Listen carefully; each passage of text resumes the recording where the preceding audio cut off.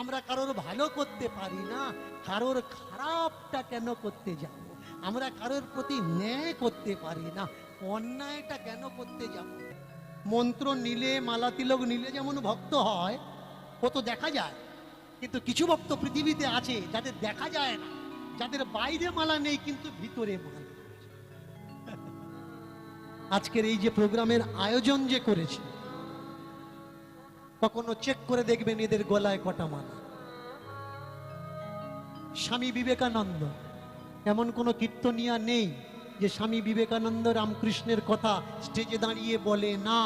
তাদের গলা চেক করবেন, তাদের গলায় কটা মালা, তাদের চেক করবেন, তাদের সর্বাঙ্গে কটা জায়গায় তিলক সেবা করা হয়েছে। অনেকে আমায় বলে, বাবা আপনি কি মালা তিলক সহ্য করতে পারেন না? আমি বলি, মালা তিলক আমি সহ্য করতে পারি, যারা অসহ্য লোক মালা তিলক নেয় তাদের আমি সহ্য করতে পারি। ভালা তিলক, ভালো লোক মালা তিলক নেয়, সে যেই জাতের হোক না কেন তার পাদস্পর্শ করে আমি কোটি নমন করি। কিন্তু যে অসভ্য ভালো সেজে ঘুরছে, এদের আমি পছন্দ করি না। প্রেম সে বলো নিতাই গৌর হরি হরি হরি। তাকিয়ে দেখুন, এই জায়গায় ভগবান পরীক্ষা দিলেন ভক্তকে। কি পরীক্ষা? ভগবান বললে আমাকে ডাকার জন্য সাজার দরকার নেই, তোমরা ভালো করে শোনো, আমাদের মনটুকু রাখলেই হবে। কিরকম? তাহলে যারা বলছে বাড়ি ছাড়া লাগবে তবে আমাকে পাবে, যারা বলছে ত্যাগ দেওয়া লাগবে তবে আমাকে পাবে, যারা বলছে সংসার সুখ ছেড়ে দাও তবেই আমাকে পাবে, তাহলে এরা কি মিথ্যে বলছে? অবশ্যই কোথাও না কোথাও মিথ্যে কথা বলছে। এক বাবাজির সঙ্গে আমার দেখা হলো, আমাকে বলছে, ঠাকুর আপনি সংসারী? আমি বললাম হ্যাঁ আমি সংসারী। বললে সংসার এত কিছু জানেন, তা আবার সংসার করলেন? বললেন কি করে? সংসার বিষম আপনি জানেন না, আবার সংসারের ভিতরে ঢুকলেন, জ্বালায় যন্ত্রণায় ঢুকলেন, আপনি জানেন না সংসার নরকের একটা জায়গা? আমি বললাম আমি জানি, আপনি জানেন না। কি? আমি বললাম আপনি যে সংসার ত্যাগ দিয়ে বলছেন আমি শ্রেষ্ঠ, আমি সংসারী নয়, বলুন তো আপনার বাবা মা যদি সংসার না করত, আপনার মতো মহাপুরুষ জন্মাত? যারা সংসার ত্যাগ দিয়ে বলছে যে সংসার ত্যাগ দেওয়াই সব থেকে বড় ধর্ম, তারা মন দিয়ে শোনো, তোমার বাবা যদি সংসার ত্যাগ দিত, বিয়ে যদি না করত, তাহলে তোমার মতো চাঁদের টুকরো কি পৃথিবীতে আসতো? আসতো না। স্বামী বিবেকানন্দের বাবা মা যদি সংসার না করত, কার কথা বলতে কীর্তনে? মীরার বাবা মা যদি সংসার না করত, কার ভজন গাইতে? মহাজনী পদ বলে যারা লাপাচ্ছ, মহাজনী পদ মহাজনরা লিখে গেছে, মহাজনদের বাবা মা যদি বিবাহ না করত, মহাজন বলে কেউ থাকতো? মহাজনকে কারা জন্ম দেয়? সাধুকে কারা জন্ম দেয়? সংসার জন্ম দেয় মহাজনকে, মহাপুরুষকে। সংসার জন্ম দেয় একজন সাধুকে, একজন ব্রাহ্মণকে, একজন সন্ন্যাসীকে। সেই সংসারের দিকে যারা আঙুল তুলে বলে সংসার নরকের দরজা, আমি তাদের ঘৃণা করি, পছন্দ করি না। প্রেম সে বলো নিতাই গৌর হরি হরি। একজন কালেকশন করতে এসছে, আশ্রমে অনুষ্ঠান হবে, কিছু কালেকশন দাও। বেশ, আপনাদেরও গ্রামে দেখবেন আসে, কালেকশন করতে আসে। কালেকশন করতে আসলো, আশ্রমে অনুষ্ঠান হবে, আপনি দিলেন কালেকশন। দেওয়ার পরে বললেন, বাবাজি আমি আপনারা ধামে আছেন, আমরা তো ধামে যেতে পারবো না। তা ধামে আপনারা আছেন মানে আপনারা স্বয়ং গোবিন্দ, আজকে সেবা দেব, আমাদের বাড়িতে সেবা করুন। তখন কি বলবে? দীক্ষা নিয়েছো কিনা? গুরু প্রণালী কত? কোন জায়গা থেকে দীক্ষা নিয়েছো? আচ্ছা, টাকা নেওয়ার সময় মনে পড়লো না যে দীক্ষা নিয়েছিস কিনা? গুরু প্রণালী কত? কোন জায়গার থেকে দীক্ষিত? কোন জায়গার আশ্রয়ী? যখন আমি বললাম সেবা দেব, তখন এসে গেল তুই দীক্ষা নিয়েছিস কিনা। তাহলে আশ্রম চলে কাদের টাকা? সংসারিক মানুষের টাকা। সংসার ত্যাগ দিয়ে ওখানে উঠে বলছো সংসার নরকের দরজা। সংসার না থাকলে তোমার আশ্রমে রুটি তৈরি হবে তো? সংসার যদি না থাকে তোমার আশ্রমের চুলোয় ভাতটা তৈরি হবে তো? কে তোমার খেতে দেবে? তুমি বলছো ত্যাগ দাও, মেনে নিলাম ত্যাগই সর্বশ্রেষ্ঠ ধর্ম, সকলে ত্যাগ দিল, কেউ বিয়ে করলো না, তাহলে তৈরি হবে কি করে, সাপ্লাই হবে কি করে? কে বলবে ও উমুক মহারাজ, ও তুমুক মহারাজ, ও এই মহারাজ, ও সেই মহারাজ? কিছু কিছু মানুষ আছে দেখবেন মতিভ্রম ঘটাচ্ছে। কি মতিভ্রম? বলছে দেখ এই করতে নেই এই কর, ওই করতে নেই এই কর, ওই করতে নেই তাই কর। পিতামাতা, যে পিতামাতা হরিভক্ত নয় তাকে ত্যাগ দাও। দিয়ে কোথায় আসবে? আমার কাছে চলে এসো, আশ্রমে চলে এসো। ও ফ্রি অফ কস্ট সার্ভেন্ট বানাচ্ছে মাত্র। তোমরা যারা মনে করছো সংসার থেকে পালিয়ে গিয়ে আশ্রমে বাস করবে আর ভগবানকে পাবে, কখনো পাবে না ভাই। মন দিয়ে শোনো, যাকে তোমরা ডাকছো ভগবান বলে তার সংসার আছে কি নাই? একটা ভগবান দেখাও যার সংসার নেই। তাহলে যে ভগবানের পূজা অর্চনা করছো তার সংসার আছে, সে সংসার করছে, আর তুমি এত বড় জ্ঞানী কি করে হলে যে সংসার থেকে পালিয়ে গিয়ে তাকে ডাকা লাগবে? একটা উটকো মাল যদি তোমার বাড়িতে আসে, তুমি বলবে যে হ্যাঁ তুমি আমার বাড়িতে থাকো?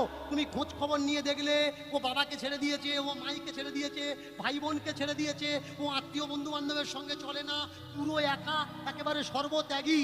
তুমি ওকে বলবে যে হ্যাঁ আমার সংসারে ঢোক, আমি সর্বত্যাগী হয়ে যখন ভগবানের ঘরে যাব, ভগবান আমার বলবে না যে আমি তো পরম পিতা, জন্মদাতা পিতাকে তুই ত্যাগ দিয়েছিস, আমাকে দুদিন বাদে ত্যাগ দিবি না, কোনো সার্টিফিকেট আছে? প্রেম সে বলো নিতাই গৌর। তাহলে যে জগৎ পিতা তাকে ভালোবাসতে গেলে আগে তো জন্মদাতা পিতাকে ভালোবাসতে হবে। জন্মদাতা পিতাকে যদি তুমি ভালো না বাসো তাহলে সেই জগৎ পিতাকে তুমি ভালোবাসবে কি করে ভাই? সে তো পরম পিতা, সেই পিতার ভালোবাসা পেতে গেলে এই পিতাকে তো তোমার আগে ভালোবাসতে হবে। তত্ত্ব বললে ভগবান ডাকবি কেন?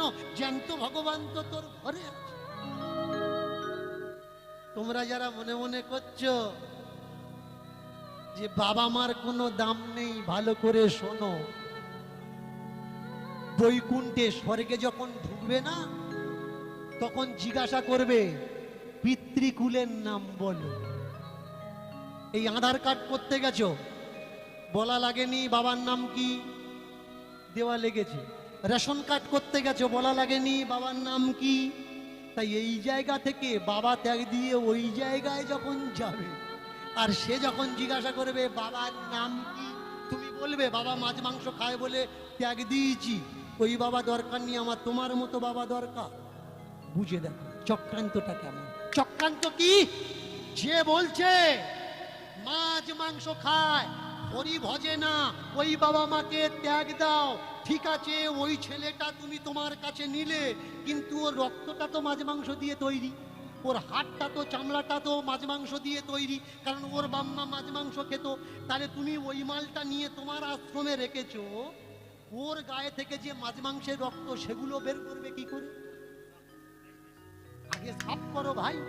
ও মাংসটা মাছ মাংস খাওয়া মাংস, তুমি আগে বলো এই দেখ, যেমন মাছ মাংস খাওয়া বাবা মা ত্যাগ দিয়েছি, তেমনি মাছ মাংস খাওয়া বাবা মার থেকে মাংস পেয়েছিস, মাংসগুলো ফেলে দে, হাড্ডি গুড্ডিগুলো ফেলে দে, চামড়াটা ফেলে দে, যেটা বাকি থাকবে মানে শাকাহারি শাকাহারি সেইটা আমি নেব। ওই এবেলা তো বলো না, কেন বলো না? প্রয়োজন, কি প্রয়োজন? এই জায়গায় বিচারের প্রয়োজন। তত্ত্ব বললেন, শাস্ত্র বললেন, শোনো মন দিয়ে, ৩৫০০-এরও বেশি ফালতু ধর্মগ্রন্থ, হিন্দুদের সনাতন ধর্মগ্রন্থ নষ্ট করার জন্য লেখা হয়েছে মোগল, পাঠান আর ইংরেজদের সময়কালে।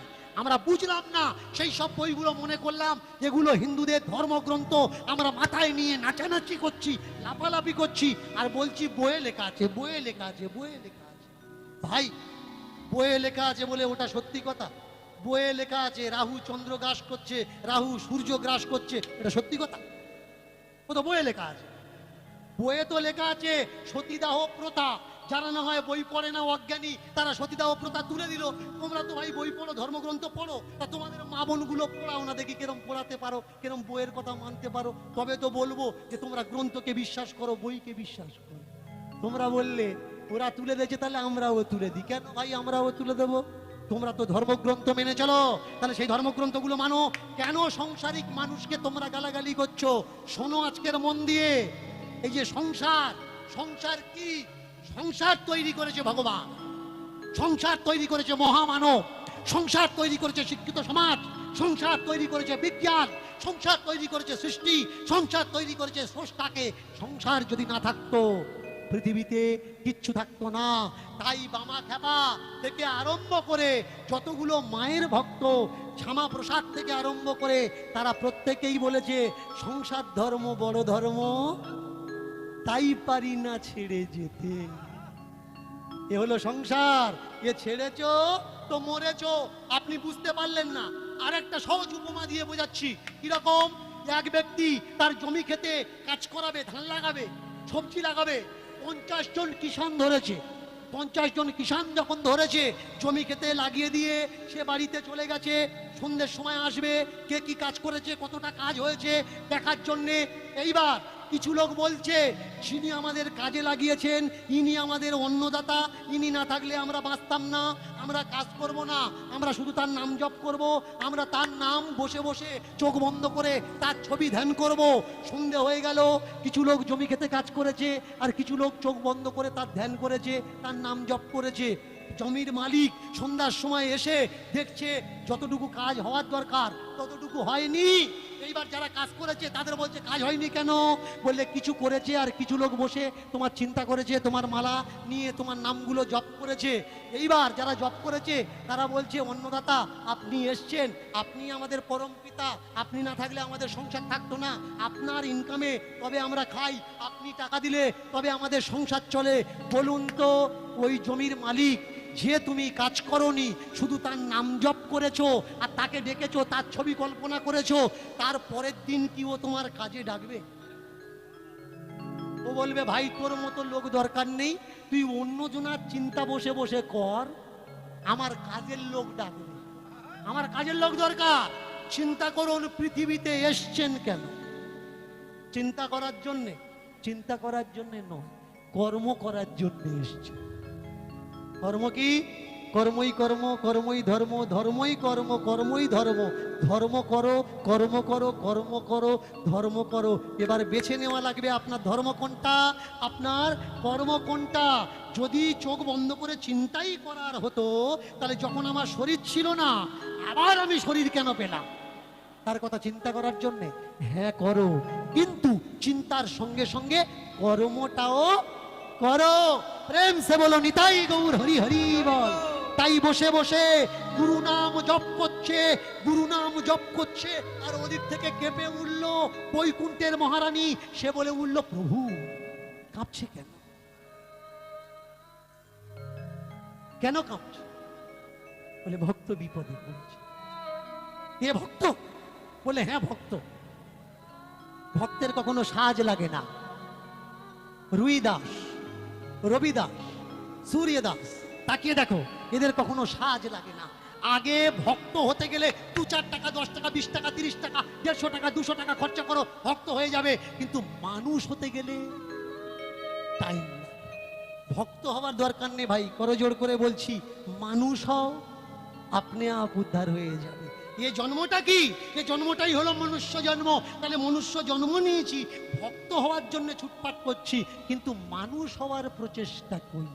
আমরা কেউ মানুষ হওয়ার কেন চেষ্টা করছি না? আয়নার সামনে দাঁড়িয়ে আমি বলছি হ্যাঁ আমি মানুষ, কিন্তু গ্রামের মানুষ আমায় একবার বলল না যে হ্যাঁ আমি মানুষ। তাহলে আগে মানুষ হওয়ার দরকার, মানুষ না হলে কিছু হবে না।